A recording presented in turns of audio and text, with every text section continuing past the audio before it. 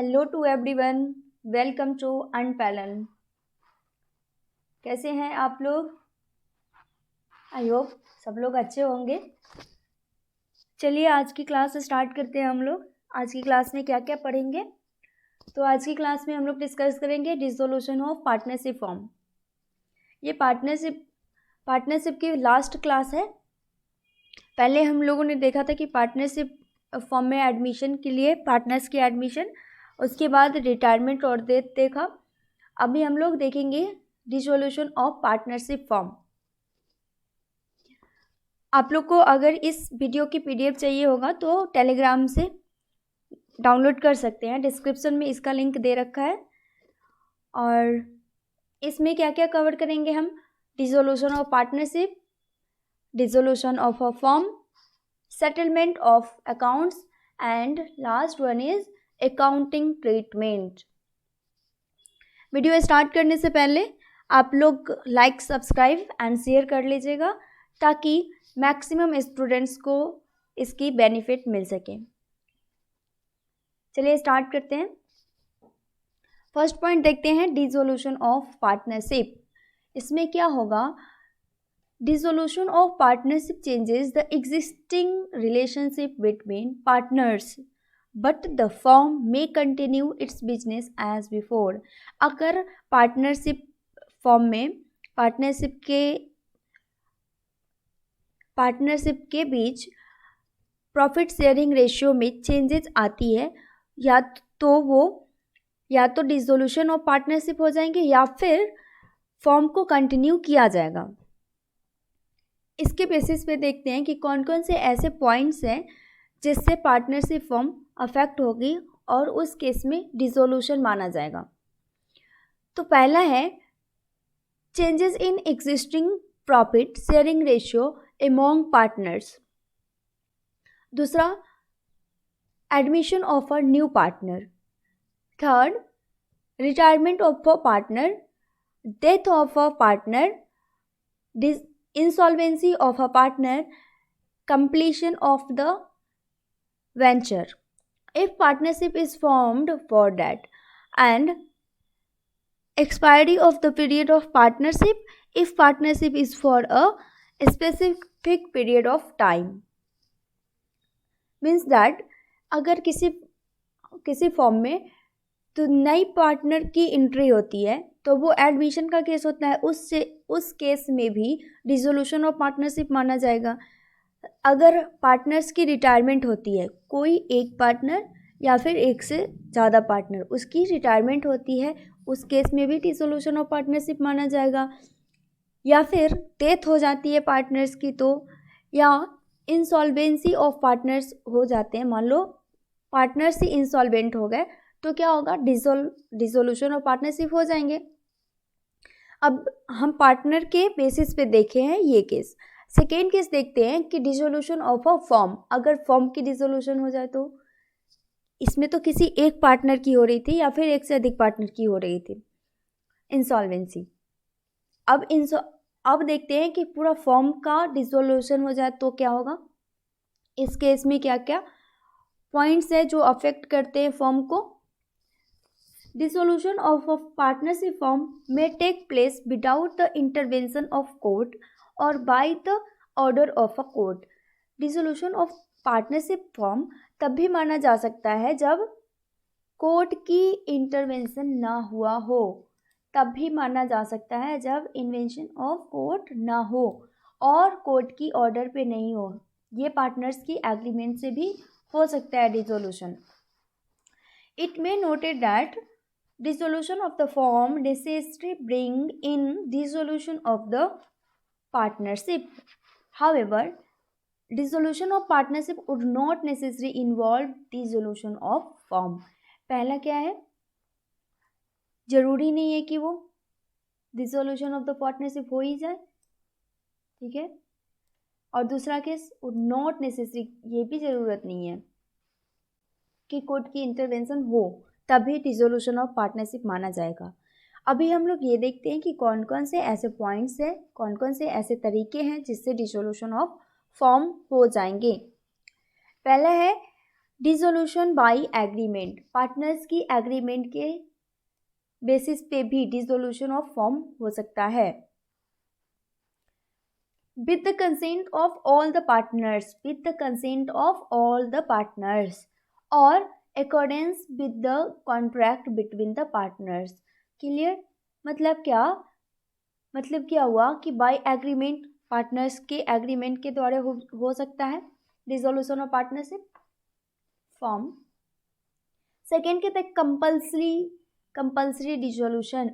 अगर मान लीजिए सारे जितने भी पार्टनर्स हैं सब इंसॉल्वेंट हो जाए तो कंपल्सरी हो जाएगा, उसके लिए कंपल्सरी है कि वो पार्टनरशिप फॉर्म डिस्क्लोज होना ही होना है, मीन्स दैट क्लोज हो जाएगा वो। A firm is dissolved compulsorily in following cases. First, when all the partners or all but one partner become insolvent. हमने पहले क्या बोला है? अगर सारे के सारे पार्टनर्स इंसॉल्वेंट हो जाते हैं उस केस में भी पार्टनरशिप फॉर्म कंपल्सरी डिसोल्यूशन हो माना जाएगा। Rendering them by incompetent to sign a contract. ठीक है, अगर इलीगल बिजनेस ही इलीगल हो गया तो भी कंपल्सरी डिसोल्यूशन माना जाएगा। When some event has taken place which makes it unlawful. ठीक है, अनलॉफुल हो गया तो भी क्या होगा? कंपल्सरी डिसोल्यूशन माना जाएगा। On the business of the firm in partnership, जैसे when a partner who is a citizen of the country becomes an alien enemy because of the declaration of war with his country and India। ठीक है, अगर वो enemy हो गया तो उस case में भी ये कंपल्सरी डिसोल्यूशन माना जाएगा। I hope first and second point आप लोग का क्लियर हो गया होगा। आगे बढ़ते हैं हम लोग। अगर आपको कोई टॉपिक ना समझ में आए तो आप कमेंट कर सकते हैं, हम नेक्स्ट क्लास में उसको कवर अप करेंगे। थर्ड देखते हैं कि on the happening of certain contingency subject to contract between the partners a form is dissolved. First क्या कह रहे हैं? If constituted for a fixed term by the expiry of that term. Second, if constituted to carry out one or more venture by the completion therefore. Third, by the death of a partner. Fourth, by the adjudicating of a partner as an insolvent. Next point क्या है? Dissolution by notice. Notice के behalf पर contingency वाला समझ में आई। अभी हम notice के बिहाफ पे देखते हैं कि dissolution by notice. In case of partnership at will the firm may be dissolved if any one of the partners gives a notice in writing to the other partner. कोई partner अगर चाहता है कि उसे पार्टनरशिप फॉर्म को dissolution किया जाए तो वो जितने अदर पार्टनर्स हैं उनको नोटिस दे सकते हैं अपने बिलिंग पे, signifying his intention of the seeking dissolution of the form. Fifth point है डिसोल्यूशन बाय कोर्ट। अब कोर्ट के ऑर्डर पे डिसोल्यूशन देखते हैं। At the suit of the partner the court may order a partnership form to be dissolved on any of the following grounds। जब court dissolution का order देती है तो उसमें बहुत सारे पॉइंट्स है, उसको देखना ज़रूरी होता है कि कब कब वो डिसॉल्व होने के लिए नोटिस दे सकता है। बाय कोर्ट, ध्यान रखेंगे, बाय कोर्ट।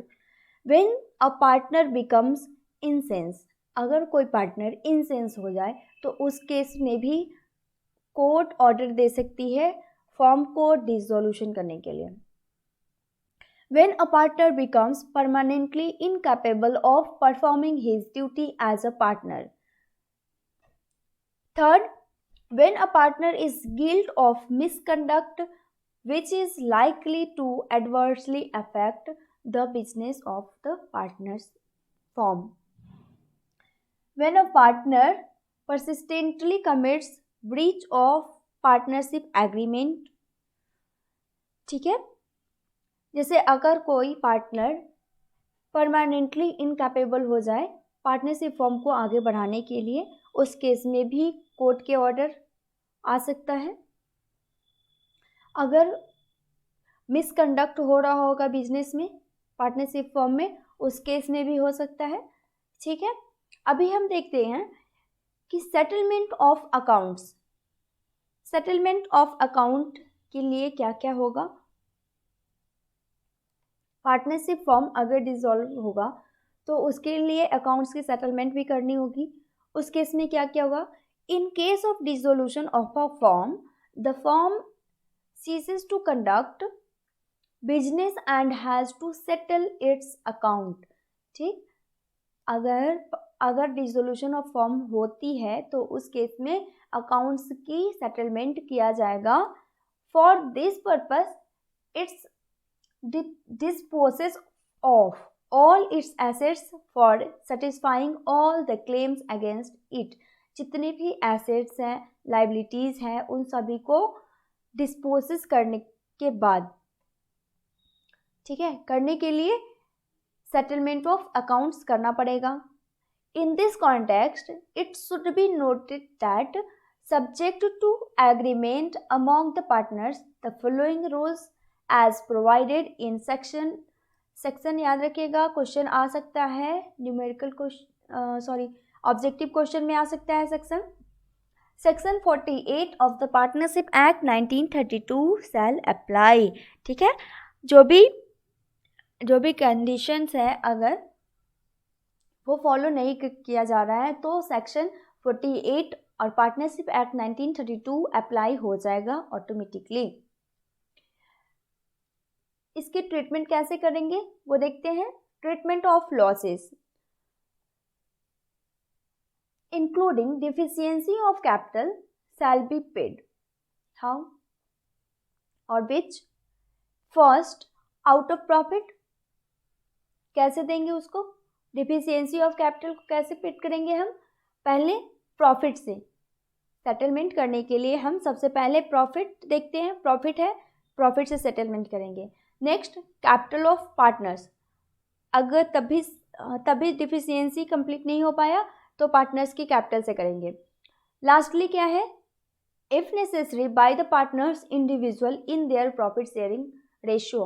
अगर तब भी मान लीजिए तब भी डिफिशियंसी कंप्लीटली पूरा नहीं हो पाया तो लास्ट में किया जाएगा, पार्टनर्स अपने प्रॉफिट शेयरिंग रेशियो में उसे पूरा करेंगे. बी पॉइंट कहता है एप्लीकेशन ऑफ एसेट. इसमें क्या होगा.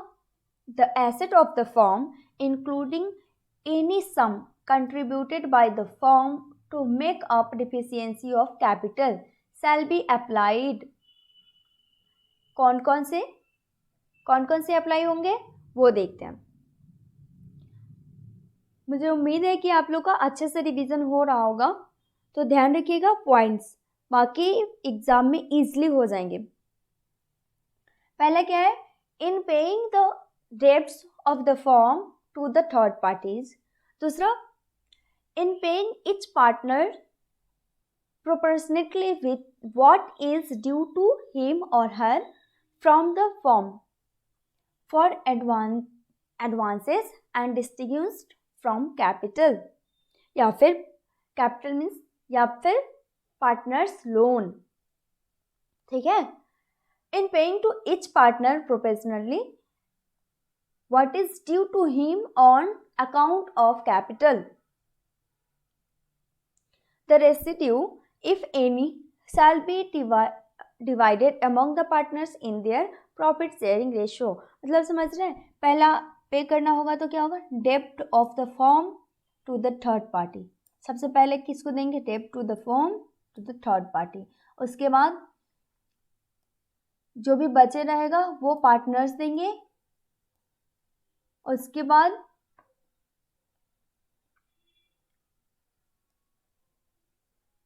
पार्टनर्स की कैपिटल अकाउंट से, अगर कुछ बचा तो वो इनके प्रॉफिट शेयरिंग रेशियो में डिवाइड करके, ठीक है।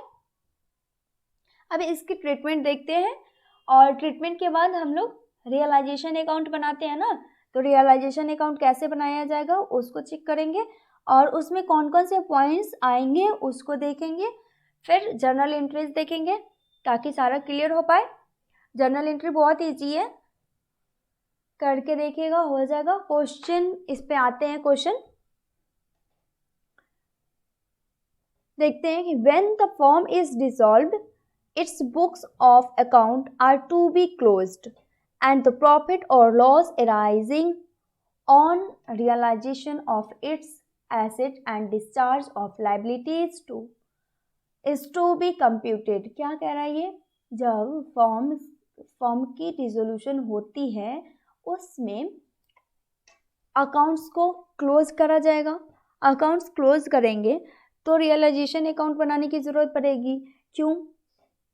क्योंकि एसेट्स और लाइबिलिटीज़ जो भी है, तो एसेट्स, मान लीजिए एसेट्स में क्या आएगा, एसेट्स है और लाइबिलिटीज़, उसको डिस्चार्ज किया जाएगा, उसकी वैल्यूएशन करेंगे। For this purpose a realisation account is prepared. इसके लिए हम रियलाइजेशन अकाउंट बनाते हैं।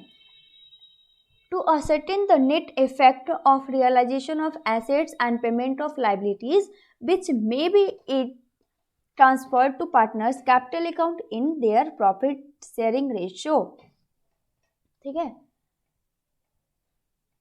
Hence all assets and all external liabilities are transferred to this account। जितने भी assets और liabilities हैं वो सब के सब ट्रांसफ़र कर दिए जाएंगे रियलाइजेशन अकाउंट में।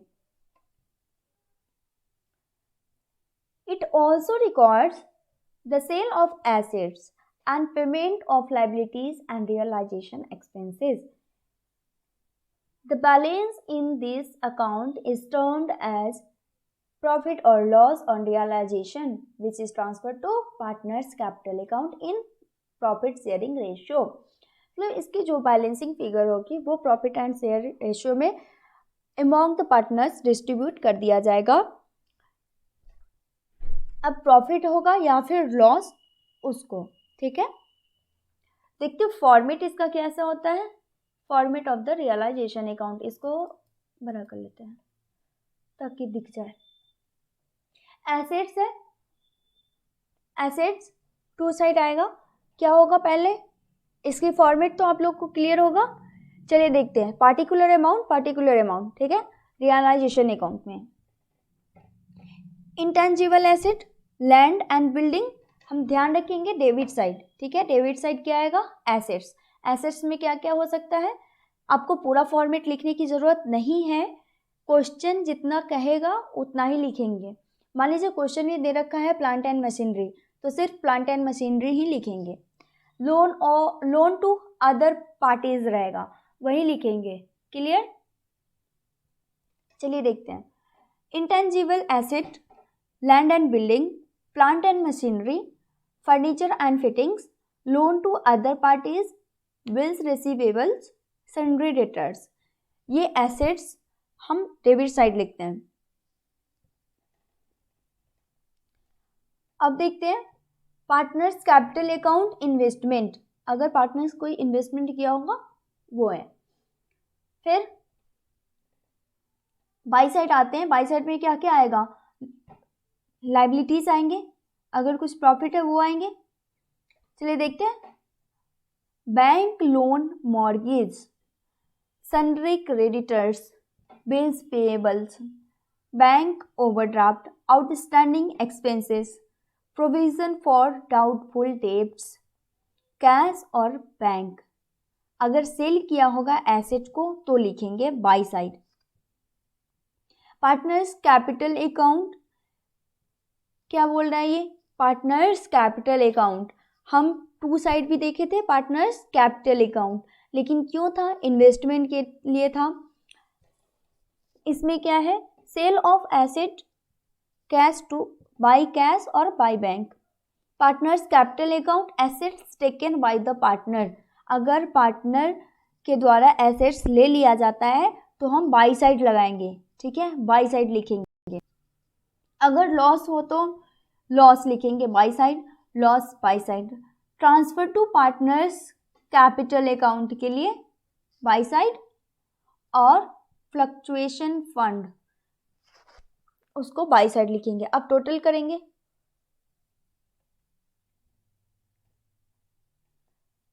करेंगे, अगर प्रॉफिट आएगा तो यहाँ लिखेंगे to side profit. Transfer to partners capital accounts in their profit sharing ratio. Clear? चलिए नेक्स्ट देखते हैं। Journal entries.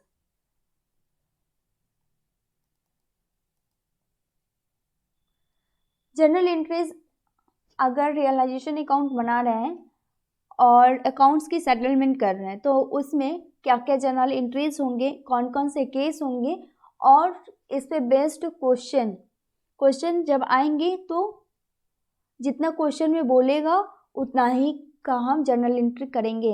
ऐसा नहीं है कि पूरा जर्नल एंट्री लिखेंगे उसके बाद क्वेश्चन करेंगे, ऐसा बिल्कुल नहीं करना है। चलिए देखते हैं। For transfer of assets, all asset accounts excluding cash bank. क्या बोलता है? Excluding cash and bank and the fictitious asset if any are closed by transfer to the debit of the realization account for their book value. It may be noted that sundry debtors are transferred at gross value and the provision for doubtful debts is transferred to the credit side of realization account along with liabilities. यहाँ से हम clear कर लेते हैं कि इसके journal entry जब देखते हैं तो ये क्लियर हो जाएगा। For transfer of asset, asset को ट्रांसफर कर रहे हैं तो realisation account debit to asset. क्यों? ये रियलाइजेशन अकाउंट में हम भेज रहे हैं इसको, तो realisation account debit to asset account. Clear? अभी लायबिलिटीज को जब हम ट्रांसफर करेंगे रियलाइजेशन अकाउंट में तो क्या होगा? Just opposite, liabilities account debit to realisation account. साथ साथ बोलते रहिएगा, याद हो जाएगी। क्या बोलेंगे इसको? फॉर ट्रांसफर ऑफ लायबिलिटीज, तो liabilities account debit to realisation account. अभी ऊपर हम लोगों ने देखा था लायबिलिटीज को क्या लिखे थे? बाई साइड लिखे थे। बाई साइड लिखे तो यहाँ पे डेबिट किए, हम डेबिट किए तो क्या लिखेंगे? बाई लायबिलिटीज लिखते हैं रियलाइजेशन अकाउंट में। Clear? For sale of asset, asset की सेल कर दिए तो क्या होगा? Bank account debit to realisation account. अगर कोई पार्टनर एसेट को ले लेते हैं for an asset taken over by a partner, तो क्या होगा? Partners capital account debit to realisation account. Bank की जगह हम क्या लिखेंगे? Partners capital account. बैंक की जगह क्या लिखेंगे? Partners capital account. चलिए नेक्स्ट देखते हैं। For payment of liabilities, liabilities की पेमेंट कर दिए तो realisation account debit to bank account. Liabilities के लिए कौन सा एंट्री था? Liabilities account debit to realisation account. अभी हम इसका पेमेंट कर दिए तो क्या होगा? Realisation account debit to bank account. यहाँ पे था ना, ठीक है। Next, for a liability which is partner takes responsibility to discharge, ठीक है, उस केस में realisation account debit to partners capital account. क्या होगा? Realisation account debit to partners capital account. I hope इतना क्लियर हो गया होगा आप लोग का और याद भी हो गया होगा। चलिए देखते हैं next. For settlement with the creditor through transfer of asset when a creditor accepts an asset in full and final settlement of his account। अगर कोई क्रेडिटर्स के द्वारा ले लिया जाता है एसेट्स या फिर उसको ट्रांसफर कर देते हैं, उसमें क्या होगा? एग्जाम्पल से समझते हैं, सीधा जल्दी समझ आ जाएगा। क्या है example? A creditor to whom 10,000 was due accepts office equipment, कितने का है 8,000 का, एंड इज पेड 2,000, ठीक है। 10,000 का था वो उसका, 8,000 ऑफिस इक्विपमेंट देगा उसको और 2,000 कैश में देगा। जितना हम एसेट्स, एक कॉन्सेप्ट है यहाँ पे, जितना हम एसेट्स ट्रांसफ़र कर देते हैं इसके लिए जर्नल एंट्री करने की ज़रूरत नहीं पड़ती है, लेकिन हाँ अगर कैश पेड कर रहे हैं तो इसके लिए जर्नल एंट्री करेंगे, ठीक है। चलिए देखते हैं। The flowing entry shall be made for the payment of 2,000। अच्छा हाँ, ये जो एंट्री करेंगे हम 2,000 के लिए करेंगे। Realisation account debit to bank, कितना चाह रहे हैं 2,000, बाकी तो हम सेटल कर रहे हैं उसका ऑफिस इक्विपमेंट से, ठीक है। बाकी कितना कर रहे हैं ऑफिस इक्विपमेंट से कर रहे हैं, इसलिए यहाँ क्वेश्चन, यहाँ पे कॉन्सेप्ट में यही चीज़ बोला गया है, no journal entry need to be recorded but if the creditor accept an asset only as part payment of his और her dues with the journal entry will be made for cash payment only. किसके लिए, सिर्फ और सिर्फ जो cash payment होगा उसके लिए हम जर्नल एंट्री करेंगे। मान लीजिए किसी का मशीनरी है, मशीनरी के बदले क्रेडिटर्स हैं, क्रेडिटर्स के बदले हम मशीनरी दे दिए, तो इसमें कोई जर्नल एंट्री करने की ज़रूरत नहीं है। यहाँ पे दो टर्म था, एक कैश में और दूसरा इक्विपमेंट में। चलिए आगे बढ़ते हैं हम लोग। However, when a creditor accepts an asset whose value is more than the due amount, he or her pay cash to the firm for the differences for which the entry will be bank account debit to realization account। मान लीजिए machinery हम अभी दिए थे, last example क्या बोले थे, machinery और कैश। क्रेडिटर हमारा है 5,000 का, मशीनरी हम दे दिए उसको 10,000 का, मशीनरी दे दिए हम 10,000 का। डिफरेंसेस क्या आया, 5,000 आया ना, डिफरेंसेस 5,000 आया डिफरेंसेस। तो ये 5,000 के लिए हम लिखेंगे bank account debit to realisation account, ठीक है। चलिए नेक्स्ट देखते हैं। नेक्स्ट क्या है, जनरल एक्सपेंसेस के लिए है। For payment of realization expenses, when some expenses are incurred and paid by the firm in the process of realization of assets and liabilities, ठीक है, payment of liabilities.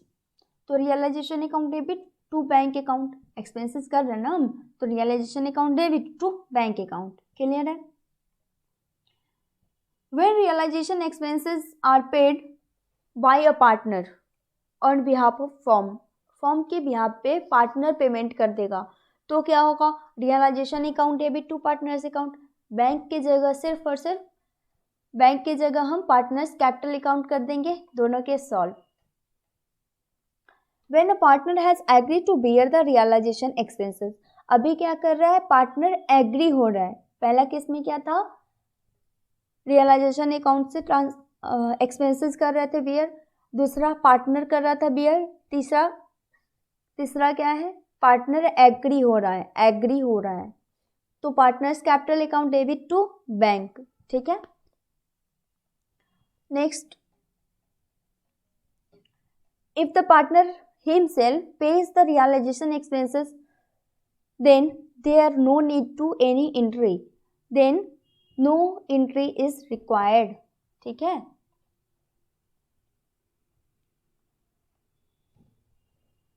Ninth point क्या है, for agree remuneration to such partner who agrees to undertaken the resolution work, तो क्या होगा, realisation account debit to partners capital account. Entry बहुत easy है, सिर्फ और सिर्फ ध्यान रखना है कि हो क्या रहा है यहाँ पे, अदरवाइज सब बन जाएंगे। For realisation of any unrecorded assets including goodwill, अगर कोई गुडविल है उसको रिकॉर्ड करने के लिए, या फिर अनरिकॉर्डेड कोई एसेट है, ठीक है। तो bank account debit to realisation account, simple है ना, बहुत सिंपल है। For settlement of any unrecorded liabilities, अगर लाइबिलिटीज है तो क्या करेंगे, realisation account debit to bank account. For transfer of profit and loss on realisation, profit and loss है, अगर क्रेडिट है तो प्रॉफिट है तो सीधा करेंगे realisation account debit to partners capital account. क्यों, क्योंकि पार्टनर्स की प्रॉफिट शेयरिंग रेशियो में तो डिवाइड करना है ना, इसी वजह से। ठीक है। In case of loss on realisation, तो partners capital account debit to realisation account. यहाँ पे लॉस हो रहा है तो जस्ट अपोजिट करना है इसका। For settlement of loan by a firm to a partner, then क्या होगा, bank account debit to loan to partners account, loan to partners account. Very good. For transfer of accumulated profit in the form of general reserve to partners capital account in their profit sharing ratio, तो क्या होता है इसके लिए, क्या है journal entry, journal reserve account debit to partners capital account, बहुत simple. For transfer of fictitious asset if any to partners capital account in their profit sharing ratio, partners capital account debit to fictitious asset। for payment of loan due to partners, इसके लिए क्या होगा, partners loan को debit करेंगे हम और bank को credit. Next क्या है, सेटलमेंट ऑफ पार्टनर्स अकाउंट, जब पार्टनर्स की अकाउंट को सेटलमेंट करते हैं उसके लिए bank account debit to partners capital account. Next, the balance is paid to partners, ध्यान रखिएगा बैलेंस पेड किया जाता है to partners whose capital accounts show a credit balance and the flowing increase recorded, क्या होगा, partners capital account debit to bank account. ठीक, अभी हम लोग एग्जाम्पल से समझेंगे। चलिए एग्जाम्पल देखते हैं। ये नोट्स टेलीग्राम पे मैं डाल दूंगी, आप लोग को चाहिए होगा तो वहाँ से आप डाउनलोड कर सकते हैं। और एग्जाम से पहले एक बार journal entry and realisation account को गो थ्रू करके जाइएगा ताकि याद रहे सब कुछ। चलिए देखते हैं क्या है। एग्जाम्पल क्या है, record general entries at the time of dissolution of a partnership form of Viva, Shobha and Anubha। कुछ केसेस दिए हैं उनको देखते हैं। क्वेश्चन ध्यान से पढ़ना है ताकि क्वेश्चन पढ़ते पढ़ते आधे क्वेश्चन ऐसे ही सॉल्व हो जाए। Dissolution expenses amounted to 6500, expenses कितना है 6500। Dissolution expenses 7800 were paid by Anubha, Anubha के द्वारा पेड कितना किया जाता है 7800। चलिए हाईलाइट करते जाते हैं। थर्ड सी में कहता है Viva was appointed to look after the dissolution process for which she was given remuneration, उस विवा को रेमुनरेशन मिल रहा है 12,000। Shobha was appointed to look after the dissolution work for which she was allowed a remuneration of 15,000। शोभा को कितना मिल रहा है 15,000 मिल रहा है। She agreed to bear dissolution expenses, dissolution जो भी एक्सपेंसेस होगा वो एग्री होती है कि वो बियर करेगी। Actual dissolution expenses paid by her amounted 11,800। Anuva was to look after the dissolution process for which she was allowed a remuneration of 12,000. She also agreed to bear dissolution expenses. Actual expenses कितना किया उन्होंने 9,500। कौन beer कर रहा है ये, form के द्वारा ये पेड हो रहा है।